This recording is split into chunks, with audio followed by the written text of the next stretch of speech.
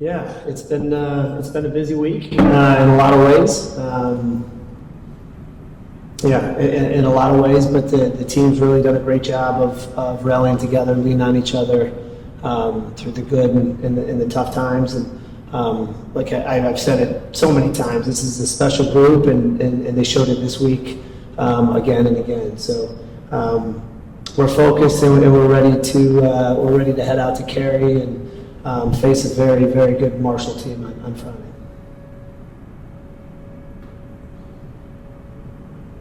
Brian, you talked about just the good person you guys have gone through this week. Do you feel like that gives this team maybe an extra sense of motivation of wanting to do it for Nathan? Yeah, I mean, Nate is just, first of all, he's a wonderful individual, great teammate, great person. The biggest competitor that I've had the honor to work with. I could go on and on about what he means to this team and who he is as an individual. And I've said this before, he's a great soccer player, but even a better person and teammate. So with that being said, I mean, he's going to be missed on and off the field. Does it give us added motivation? Guys are going to rally around Nate and use his spirit and who he is to give it all they have. So for sure, it'll be an added motivation. But you're in the Final Four, looking for a spot in the championship game. So that's obviously that's pretty special as well. But the motivation to do it for Nate is going to be huge for these guys. You guys have obviously worked so hard all year to get to this point. I guess is there a need to maybe kind of make sure that you guys don't deviate from what you've done all year with how well you've played?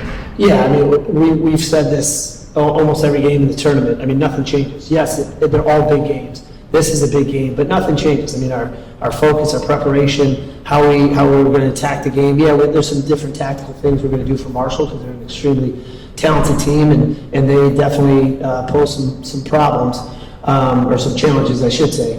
And we'll address that, but nothing changes from the last couple games. We're going to attack it the same way. Yeah, could you scout Marshall for us? Kind of what have you noticed, and then what have you learned about them this week as you prepare? Yeah, we're fortunate. We play them in the spring, probably the last 3 or 4 years. So that's the spring. So it is a little bit different, but some of their principles and some of their tactical tendencies are definitely the same. So we have an idea.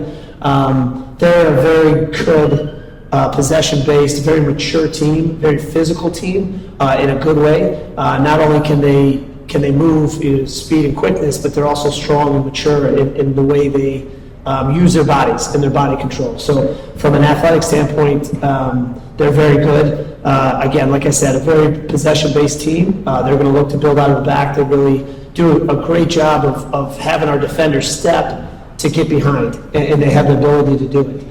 From a defensive standpoint, I don't quote me on it, but I think they've only allowed 18 goals. So again, they're pretty tight in the back. So they're one of those teams that not only can they hit you offensively, but defensively they're very good. So like I said, they're going to pose some really difficult challenges.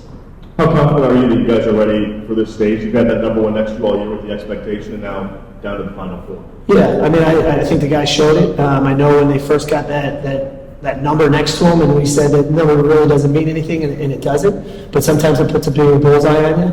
And the guys handled it, pretty much all the end of the season into the postseason. So again, this group doesn't get too high, doesn't get too low.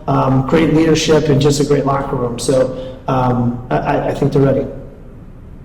I know it's not a distraction when you go through what you've gone through. That's probably not the right word for it. It sounds callous. But how do you get your guys to rally around the player, but at the same time, you want to stay focused on what's on the field too? Yeah, I don't have a great answer for that. I don't know if there's what the guys have gone through, what the staff has gone through, the team, the athletic department has gone through it's tough. I'm not going to lie. It's been really challenging in a lot of ways. Like I said, Nate is just such a huge part of this team. His character, his personality, and what he brings to the field. So it's been tough, but like I said, just not having him around is definitely different. But as I mentioned, the guys have really leaned on each other. There's been some tough times, some tough moments. It hits you at different times that Nate's not going to be with us. Even though he is with us, obviously, in spirit, I know he's cheering for us. And he's left his imprint on the guys of what he does, just in terms of competitiveness and all that. So he definitely is going to be with us from that standpoint. But it has been a challenge, and how we get together, how we help each other is going to be key to our success up front. And despite what we've gone through, I mean, you sense a general excitement for the opportunity ahead, I would assume. Absolutely. I mean, we had the opportunity to see Nate. It was great for the guys, and just his words and his encouragement. I mean, you could feel it, and I think that was awesome for the guys to hear and to feel, and that'll definitely carry with them into the